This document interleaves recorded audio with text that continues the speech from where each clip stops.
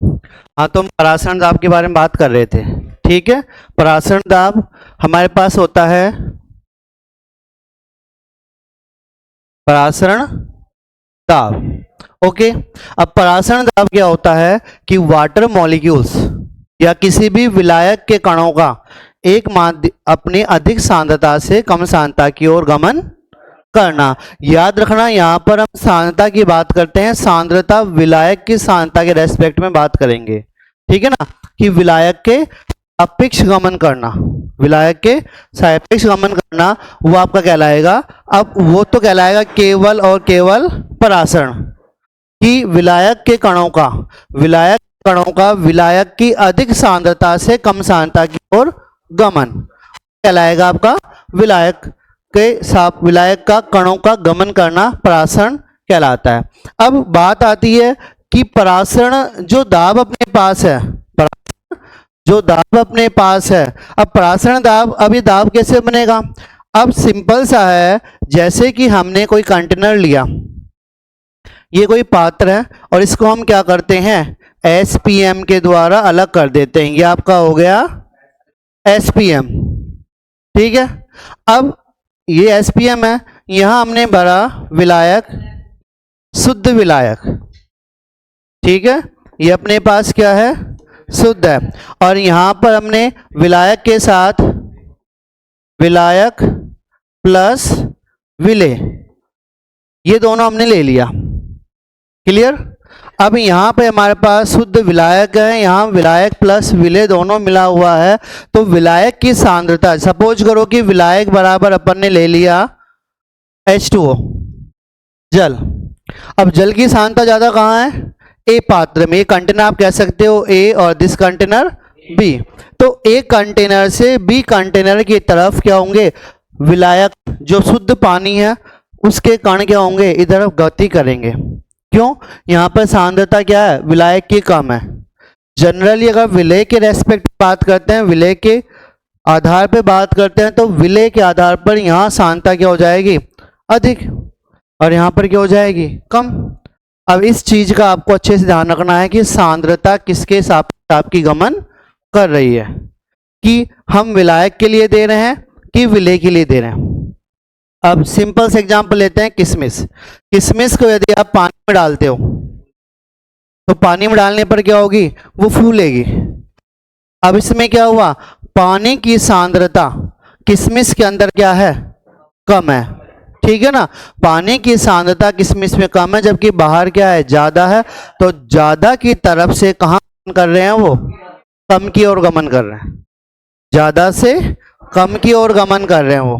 तो वही कहा, विलायक की अधिक सांद्रता से विलायक की कम सांद्रता की ओर गमन करना परासरण कहलाता है।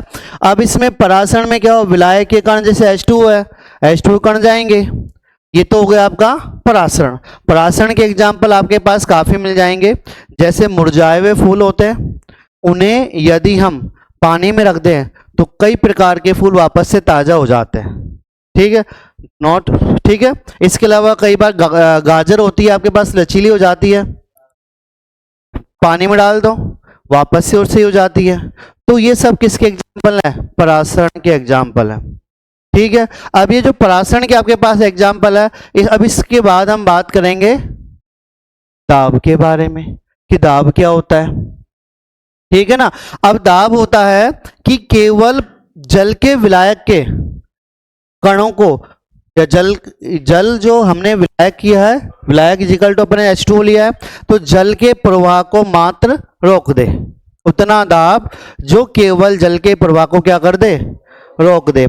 अब इसको हम और भी इजी वे में समझ सकते हैं। देखो, अब ये हमने यहाँ पे एक पिस्टन लगा दिया, इसमें क्या लगा दिया, पिस्टन लगा दिया। अब पिस्टन लगा हुआ है इसके ऊपर। अब इसमें जैसे विलायक जल के अणु होते हैं जो यहां से कहां गमन करेंगे, H2O क्या करेगा, आगे की तरफ गमन करेगा।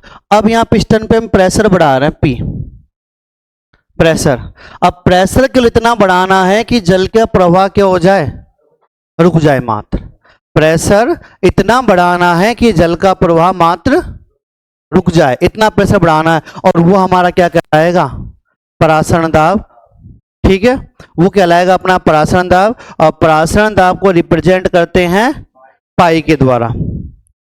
परासरण दाब को हम रिप्रेजेंट करते हैं पाई के द्वारा। केवल इतना प्रवाह, इतना मतलब जो विलायक का प्रवाह हो रहा है वो केवल इतना ही हो कि जो हमारा परासरण दाब है इतना ही दाब लगाया जाए जो विलायक के कणों के प्रवाह को मात्र रोक दे, वो कहलाता है आपका परासरण दाब। ठीक है, अब परासरण और परासरण दाब दोनों आपका क्लियर हो गया, कोई प्रॉब्लम? हमने कितना नोट किया था?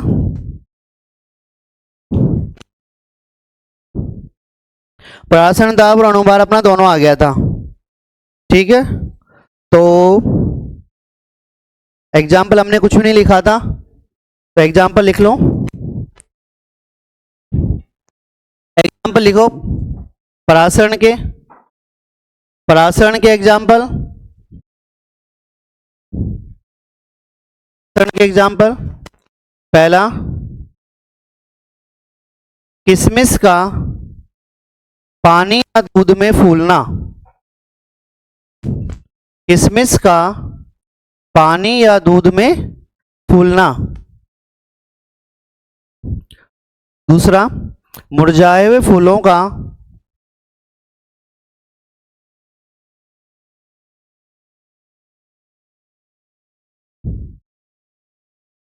फूलों का फिर से खिलना।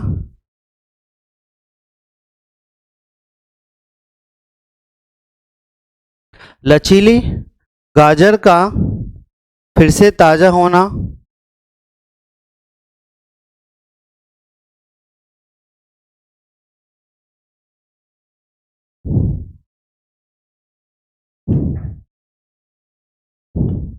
आदि।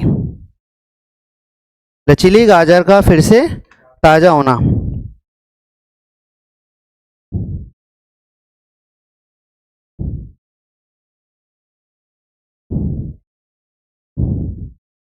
ठीक है, अब बेटा हम बात करते हैं रक्त कणिकाओं की। ठीक है ना, अपने जो ब्लड कोशिकाएं होती हैं या कोशिकाएं होती हैं, कोशिकाओं का जो सांद्रता होती है वो 0.9% 0.9% NaCl के विलयन के समान होती है। ठीक है, कि जो कोशिकाएं होती है अपने पास, कोशिकाओं की जो सांद्रता होती है, कोशिका द्रव्य जो पाया जाता है उनकी, जैसे आरबीसी आपकी रेड ब्लड सेल्स होती है और अदर होती हैं, इनमें सामान्यतः सांद्रता कितनी होती है? 0.9 की सांद्रता होती है इनकी, 0.9 की सांद्रता होती है। अब बात करते हैं कि 0.9 की सांद्रता NaCl की है। अब यदि इन कोशिकाओं को हम देखो 0.9% NaCl के सॉल्यूशन के इक्वल होती है। कोशिका रस की सांद्रता जो होती है वो 0.9% के इक्वल होती है, एक तरह समान होती है। अब बात आती है यदि इन कोशिकाओं को हम, ये कोई कोशिका अपने पास, इसको हमने एक विलयन में रख दिया जिसकी सांद्रता कितनी है? 0.9% है, इस कोशिका को हमने रख दिया। अब बेटा इसकी सांद्रता और इसकी सांद्रता दोनों की क्या होगी? समान हो जाएगी। दोनों की सांद्रता क्या हो गई? समान हो गई। तो ऐसे विलयन हम कहलाते हैं, अपने पास पहला पॉइंट अपन देते हैं समपरासरी विलयन। क्या कहलाएंगे? समपरासरी विलयन। कोई प्रॉब्लम? अब क्योंकि दोनों की सांद्रता इक्वल है, 0.9% और 0.9% दोनों की सांद्रता समान आ रही है, ऐसे विलयनों कहा जाता है समपरासरी विलयन। और इस स्थिति में दोनों विलयनों का जो परासरण दाब होता है वो क्या होगा? समान। ना तो विलायक के कण इधर से इधर जाएंगे, मतलब कोशिका से लिक्विड में आएंगे, और ना ही लिक्विड से कोशिका में जाएंगे। समपरासरी हो गया। अब बाई चांस हम कह देते हैं कि सॉल्यूशन 0.9 से ज्यादा का है, 0.9 से ज्यादा का है, मतलब सांद्रता क्या हो गई? ज्यादा। तो सांद्रता कम है तो विलायक के कण क्या हो जाएंगे? कम। जल के कण कम हो जाएंगे, अणु कम हो जाएंगे। तो उस स्थिति में इस कोशिका से विलायक के कण निकलकर कहाँ आएंगे, बाहर आएंगे, और कोशिका क्या हो जाएगी, श्रिंक हो जाएगी। श्रिंक का मतलब सिकुड़ जाएगी या कोलैप्स हो जाएगी, नष्ट हो जाएगी। ठीक है ना, जैसे अंगूर होता है, अंगूर को चाशनी में रख दो, पिचक जाएगा, सिकुड़ जाएगा। सेम उसी तरह से कोशिका जो अपने पास है ये कोलैप्स, नष्ट हो जाएगी। अब इसका मतलब क्या हुआ, जब विलायक की सांद्रता क्या हुई, मतलब जिस विलायक में इसको रखा गया, जिस सॉल्यूशन में इसको रखा गया, उसकी सांद्रता क्या है, अधिक है। मतलब पानी की मात्रा क्या हो गई, कम।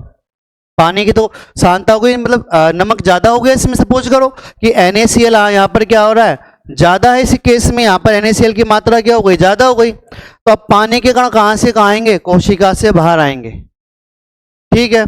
सेकंड केस यदि हम बात करते हैं कि पानी में, अब इस सॉल्यूशन में यदि इसकी सांद्रता हम 0.9 से कम कर देते हैं, सपोज करो इसकी सांद्रता कितनी हो जाए, 0.2 ही रख दे, और जबकि कोशिका कितनी होगी, 0.9। ठीक है। अब देखो, अब पानी या विलायक के कण ज्यादा कहाँ होंगे, बाहर होंगे ना, क्योंकि 0.2% तो क्या है, नमक है, और बाकी क्या है, जल है। तो पानी ज्यादा हुआ और कोशिका में क्या होगा, कम होगा। तो अब की बार जो कण होंगे वो क्या करेंगे, यहां से अंदर की तरफ जाएंगे, और कोशिका क्या होगी, फूलने लगेगी। ठीक है। इसी कारण से जो व्यक्ति ज्यादा नमक का सेवन करते हैं, ज्यादा नमक खाते हैं, अब नमक खाएंगे तो उनकी कोशिकाओं में क्या होगा, नमक की मात्रा भी क्या होगी, ज्यादा होगी। अब नमक की मात्रा, तो उनके कोशिकाएं क्या करेंगे, पानी को ज्यादा, उनके अवशोषण होगा, क्योंकि पानी की मात्रा ज्यादा होगी उनकी कोशिकाओं में, और कोशिकाओं में तो व्यक्ति क्या से लगेगा, फूला हुआ, मोटा मोटा सा, ऐसे लग रहा है जैसे सूजन आ रही है, सूजन हो गया इसको। इसलिए नमक का सेवन कम करना चाहिए। और वैसे तो नमक बेटा सेहत के लिए हानिकारक होता है। नमक कैसे भी हो, कई तरह की बीमारियां इससे होती है। ठीक है, बीपी की बीमारियां भी होती हैं, अलग अलग, तो बीपी कम होना, ज्यादा होना, जो अपना अपना है। ठीक है ना। तो नमक ज्यादा खाने से बीपी भी शायद बढ़ जाता है, वो तो अलग रीजन है। अपन तो सिंपल बात कर रहे हैं, कोशिका फूलेगी, सूजन आ गई, सूजन आएगा मतलब बीपी बढ़ना, तो वो भी चीज होती है। ठीक है ना। तो ये हम यहाँ पर आपको 3 प्रकार के विलयनों के बारे में बात कर रहे हैं। कितने प्रकार के, 3 प्रकार के विलयनों के बारे में हम बात कर रहे हैं। पहला आपका हो गया सम परासरी विलयन। ठीक है। दूसरा आपके पास हो जाएगा अति परासरी, और एक हो जाता है अल्प परासरी। एक हो जाता है अति परासरी, और थर्ड हो जाएगा आपका अल्प परासरी। हाइपोटोनिक, हाइपरटोनिक, आइसोटोनिक विलयन। ठीक है ना। ये 3 प्रकार के होते हैं, हाइपो, हाइपर और आइसोटोनिक, ये सब होते हैं। अब अपन को ज्यादा इंग्लिश तो क्या, अपन हिंदी में बात कर लेते हैं। हाइपर का मतलब होता है ज्यादा होना, आइसो मतलब इक्वल होना। ठीक है ना। तो उस तरह से आपको चलता है। हम यहाँ बात करें सम माने इक्वल, परासरण दाब 2 विलयनों का इक्वल होगा। विलायक के कण कहीं से भी किसी भी डायरेक्शन में गमन नहीं करेंगे। अति परासरी विलयन मतलब परासरण दाब क्या है, बहुत ज्यादा है। परासरण दाब क्या होगा, और ये आप हमेशा 2 विलयनों के सापेक्ष दोगे, विलयन 1 और विलयन 2। ठीक है। अति परासरी या अल्प परासरी, ये जो चीजें ना, ये तीनों किन्हीं 2 विलयनों में आप कंपेयर करके दोगे। अगर कोई अकेला विलयन आपके पास है तो आप नहीं कह सकते कि वो अति परासरी है कि अल्प परासरी है। जैसे मैंने कहा, अगर मैंने 0.10% का NaCl का सॉल्यूशन लिया है तो मैं कह नहीं सकता कि अल्प है, कम है कि अति है, जब तक कि इसको किसी दूसरे के सापेक्ष हम नहीं लेंगे। अब मैंने कहा कि मैंने ये तो ले लिया आपको A विलयन, अब दूसरा जो मैं ले रहा हूं वो भी 0.10 का ले लिया। अब इस स्थिति में दोनों क्या हो जाएंगे, समपरासरी। अब मैंने 0.10 के प्लेस पे मैंने ले लिया 0.8 का ले लिया। अब ये हो गया अल्प परासरी, और ये हो जाएगा अपना, दोनों अलग अलग सॉल्यूशन बन जाता है, अल्प परासरी और अति परासरी। और इनका परासरण दाब भी क्या होता है, अलग अलग होता है। ठीक है, तीनों क्लियर हो गए। इन तीनों को आप नोट कीजिए, उसके बाद हम पढ़ेंगे व्युत्क्रम परासरण। ठीक है, तो आप लिखिए, फर्स्ट लिखना समपरासरी विलयन। आप डायरेक्ट हेड डाल लो, सम परासरी विलयन।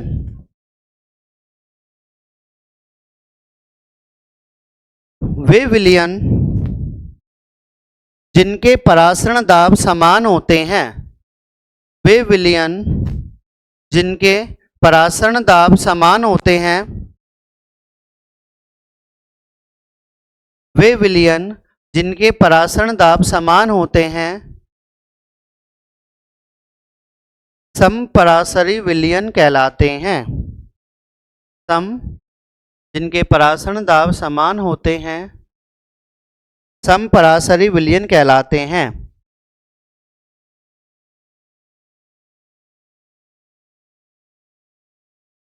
ठीक है।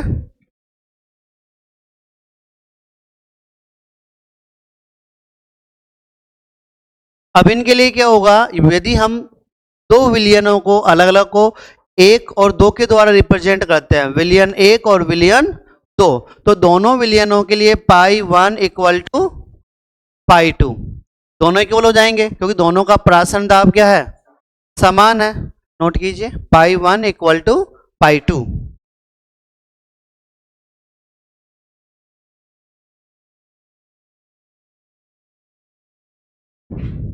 और इनके लिए हम ले सकते हैं C1 RT equal to C2 RT।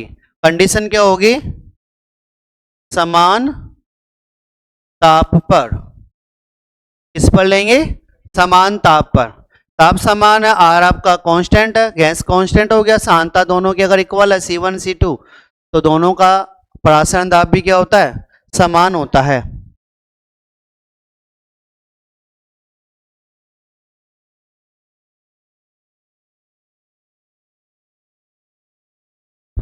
अब बेटा बात यहाँ आती है, टी टी टाइम समान ताप अपन ले रहे हैं, टी और टी क्या है, कॉमन है, आर गैस कांस्टेंट, दोनों का मान समान होगा, तो हम इसको ये कहते हैं C1 बराबर C2, तो कोई प्रॉब्लम। अब C क्या है यहाँ पर, सांद्रता। C क्या है, सांद्रता है, और सांद्रता का मान क्या होता है, सांद्रता का मान अपन देते हैं मोल। ठीक है, सांद्रता होता है अवयव के मोलों की संख्या एक आयतन, निश्चित आयतन में। ठीक है, हमने पीछे पढ़ा था कि हमने जो पीछे पढ़ा था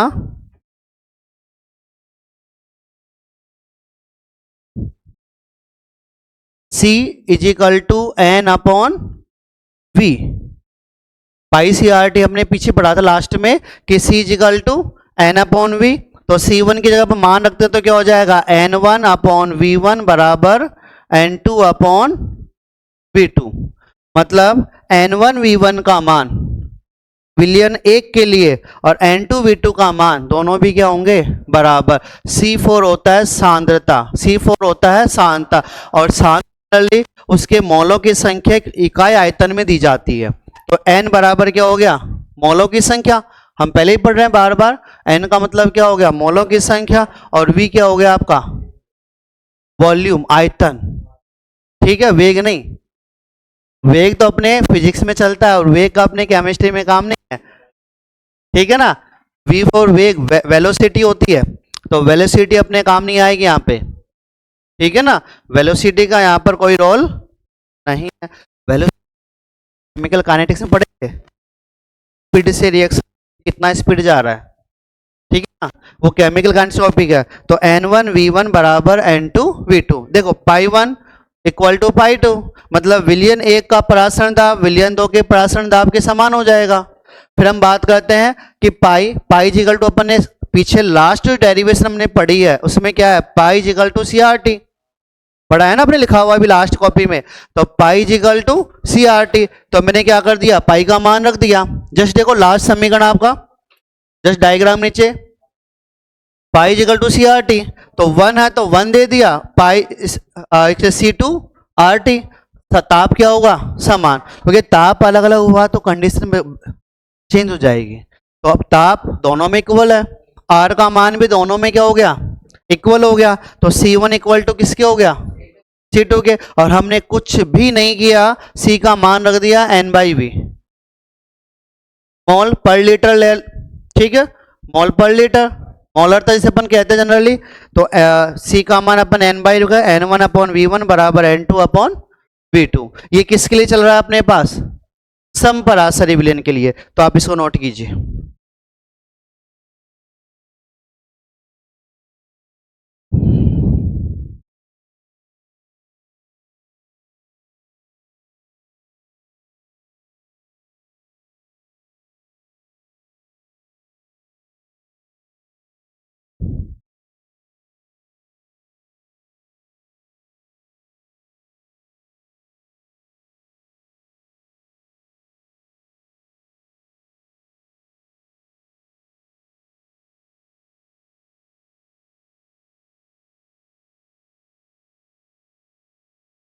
हो गया? देखो बच्चों, अब इधर अपने पास सेकंड टॉपिक आ गया। अब हम बात करते हैं पाई 1 is greater than pi 2। Okay, अगर पाई 1 का मान पाई 2 से ज्यादा है, पाई 1 का मान पाई 2 मतलब विलयन एक का परासरण दाब ज्यादा दूसरे का कम, तो अपन इसको क्या कह सकते हैं? या इसको पाई को अपन यह कंडीशन अप्लाई करते हैं तो क्या हो जाएगा? C1 greater than C2। तो यहां पे जो 1 विलियन है ना, विलियन 1, विलियन 1, हम यहां कह देंगे विलियन 1 क्या होगा? अल्प होगा, अति होगा? अति परासरी होगा। अति परासरी विलियन 1 अति परासरी होगा। और जबकि क्या बोलेंगे? विलियन 2, विलियन 2 हो जाएगा अल्प परासरी। ये याद रखना, हम किसी के सापेक्ष ही दे सकते हैं, ठीक है ना? ये अल्प हो जाएगा और ये विलियन। समझ में आ गया? कंडीशन पहली आपके पास ये है और सेकंड कंडीशन आपके पास ये है। पाई 1 इज इक्वल टू क्या हो गया? पाई 2। तो मतलब समान दोनों का दाब भी परासरण दाब इक्वल है। देखो, परासरण एक क्रिया का नाम है कि विलायक के कणों का मूवमेंट कहां से? विलायक की अधिक सांद्रता से कम सांद्रता की ओर। जनरली कुछ बोलते हैं कि कम सांद्रता से अधिक सांद्रता की ओर गमन करना, वो होगा विलय के सापेक्ष। किसके सापेक्ष होगा? विलय के सापेक्ष। हम विलायक की बात कर रहे हैं, विलायक के कणों का मूवमेंट होता है, तो विलायक की सांद्रता के लिए हम बात करेंगे ताकि कोई गड़बड़ नहीं हो। ओके, तो दोनों बराबर हो गया, ये आपका समान ताप पे समपरासरी हो जाएगा। अगर दो विलयन है, विलयन 1 और विलयन 2, विलयन 1 की सांद्रता क्या हो गई? मतलब पाई का परासरण दाब क्या हो रहा है? ज्यादा हो रहा है। इसका परासरण दाब क्या हो गया? तो जिसका परासरण दाब ज्यादा होता है, जिसका परासरण दाब ज्यादा होता है वो क्या हो जाता है? अति परासरी। तो सांद्रता भी क्या है? अधिक है। C1 का मान भी क्या आ गया? अधिक आ गया कंपेयर टू C2। तो विलयन 1 क्या हो जाएगा? अति परासरी होगा, विलयन 2 अल्परासरी होगा। इसका ध्यान रखना, इसको नोट कीजिए। और परासरण को हम क्या कहते हैं? ऑस्मोसिस अंग्रेजी में। और दाब को ऑस्मोटिक प्रेशर।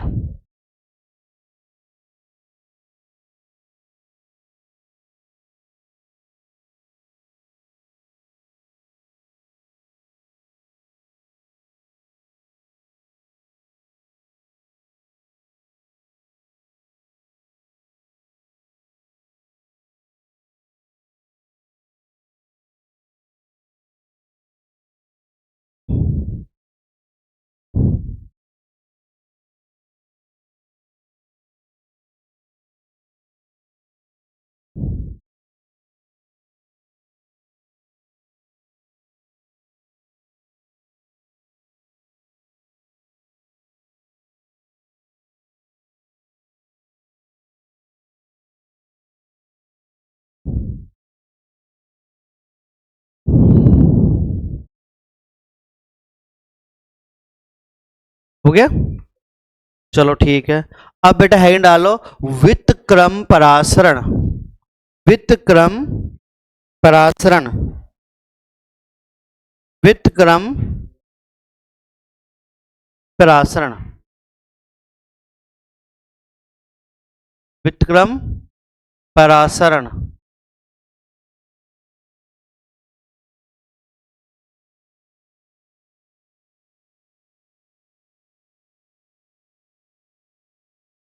व्युत्क्रम परासरण, ठीक है। अब व्युत्क्रम परासरण को आप कहते हैं रिवर्स ऑस्मोसिस, कि मतलब जो परासरण हो रहा है उसके हम अपोजिट चलेंगे। मतलब विलायक के कणों का विलायक की अधिक सांद्रता से कम सांद्रता की ओर गमन करना। अगर विलय के सापेक्ष बात करते हैं तो अधिक विलय की सांद्रता जहां अधिक होगी उधर की तरफ गमन करेगा, कम से अधिक की ओर गमन करना, जिसे हम बोलेंगे कम से अधिक की ओर गमन करना। इस चीज को क्लियर रखना बेटा कि सांद्रता किसकी कह रहा है, विलय की कह रहा है कि विलायक कह रहा है। यदि सांद्रता किसी की नहीं कहता, कुछ भी ना विलय दिया ना विलायक दिया, तो किसकी मानोगे, विलय की। किसकी कहोगे, विलय की। विलय की या किसी भी सांद्रता जो विलयन की सांद्रता है, किसकी है, विलयन की, तो विलयन की कम सांद्रता से अधिक सांद्रता की ओर गमन करना। ठीक है, अदरवाइज विलायक आपके पास है। अब बात करते हैं व्युत्क्रम परासरण होता क्या है।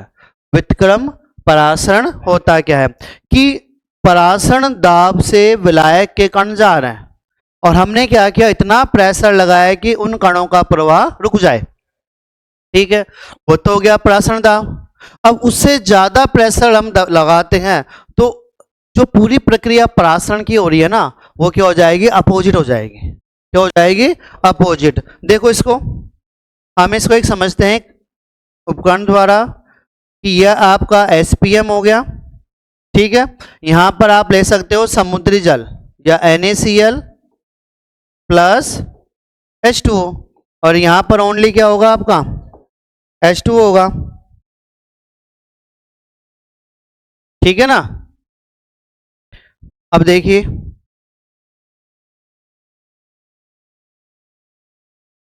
ये अपन ने यहां सॉल्यूशन ले लिया, ये अपने पूरा सिस्टम, और यहां पे हम क्या करेंगे,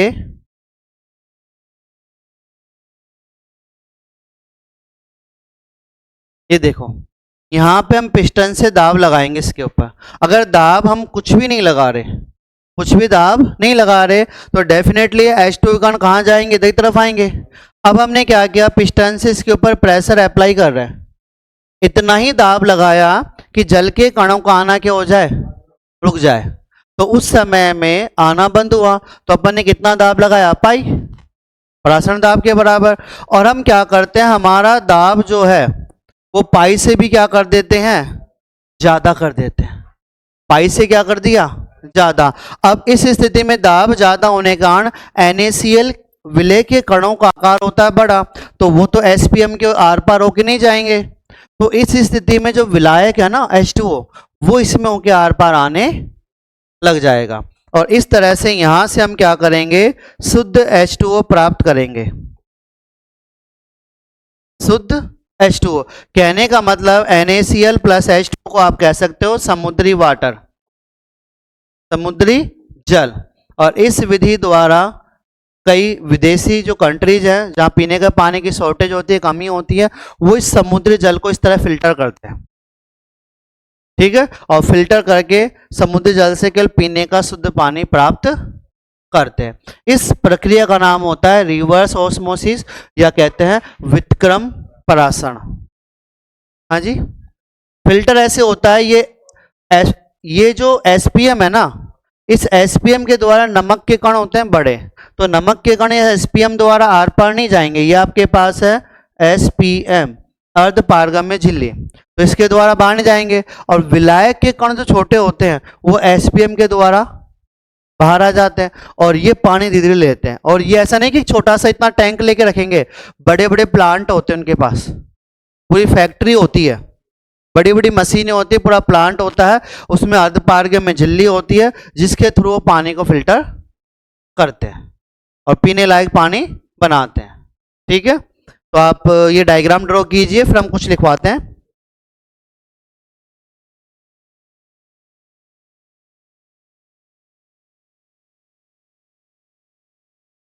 यहां पर देना P,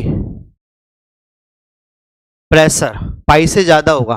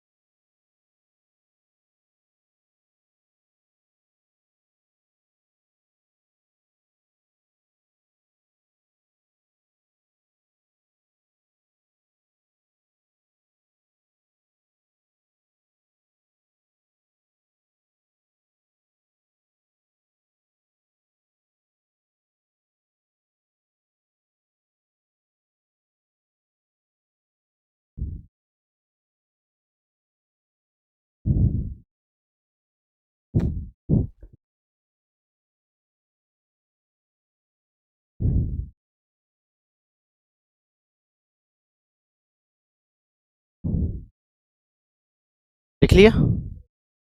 चलो आगे लिखिए।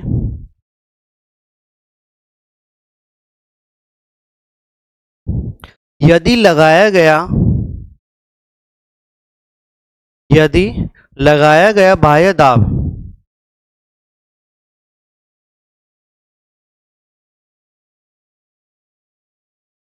यदि लगाया गया बाह्य दाब, देखो हमारे पास क्या है, बाह्य दाब क्या आ रहा है, P, ठीक है, और वो किससे ज्यादा है, पाई से, मतलब परासरण दाब से। यदि लगाया गया बाह्य दाब परासरण दाब से अधिक होता है तो, लिखिए, यदि लगाया गया बाह्य दाब परासरण दाब से अधिक होता है तो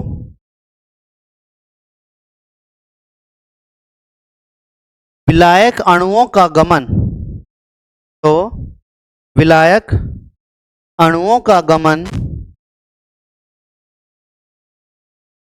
विलायक अणुओं का गमन विलयन से शुद्ध विलायक की ओर होता है। विलयन से शुद्ध विलायक की ओर होता है। विलयन से शुद्ध विलायक की ओर होता है। यदि लगाया गया दाब परासरण दाब से अधिक होता है तो विलायक के अणुओं का गमन विलयन से शुद्ध विलायक की ओर होता है। देखो हमें पता है कि परासरण में क्या होगा, H2O कहाँ जाना चाहिए, इधर जाना चाहिए, लेकिन अब जा कहाँ रहा है, इधर जा रहा है। जब कंडीशन क्या हो गई, ये कंडीशन आपके पास आ गई, तो अब ये परासरण का क्या हो गया, उल्टा, अपोजिट हो गया ना। तो इसके विपरीत परासरण का अपोजिट भी कहते हैं, उसका उल्टा, ठीक है। तो अब जो यहां से H2O के जो कण है वो इधर आएंगे, तो विलयन से आ रहे हैं, किससे आ रहे हैं, विलयन से। तो आगे लिखिए, अर्थात परासरण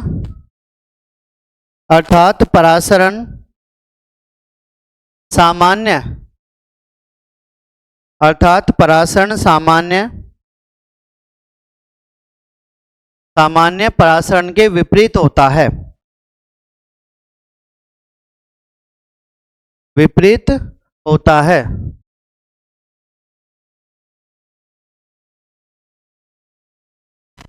इसका प्रयोग समुद्री जल से शुद्ध जल प्राप्त करने के लिए किया जाता है। जल से शुद्ध जल प्राप्त करने में किया जाता है।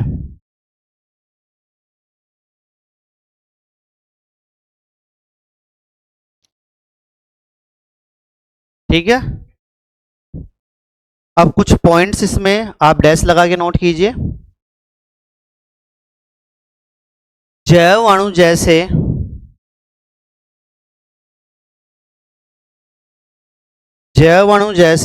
प्रोटीन तथा बहुलकों